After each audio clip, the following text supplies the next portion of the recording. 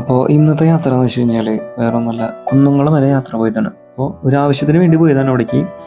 അപ്പോൾ ഞാൻ വീഡിയോ എടുക്കാമെന്ന് വെച്ച് കഴിഞ്ഞാൽ അവിടുത്തെ ബ്ലോക്കും കാര്യങ്ങളൊക്കെ എന്തായിരിക്കുമെന്ന് നിങ്ങളിവിടെ കാണിക്കാൻ വേണ്ടിയിട്ടാണ് കേട്ടോ ഈ വീഡിയോ എടുത്തത്. പക്ഷേ നമ്മൾ പ്രതീക്ഷിച്ച പോലെയൊന്നല്ല.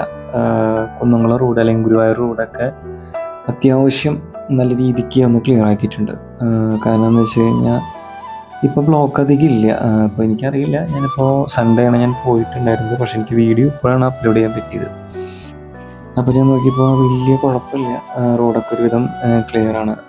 നമ്മുടെ ശോഭ സിറ്റിയൊക്കെ വരുന്നിടത്തൊക്കെ ഫുൾ ക്ലിയർ ആണ്. പിന്നെ റോഡൊക്കെ അത്യാവശ്യം കോൺക്രീറ്റ് ചെയ്തിട്ടുണ്ട്. പിന്നെ അവിടെ നിന്ന് കുറച്ച് നീങ്ങുമ്പോഴാണ് എനിക്കൊരു ചെറിയൊരു കൺജസ്റ്റഡ് ആയിട്ട് തോന്നിയത് വഴി.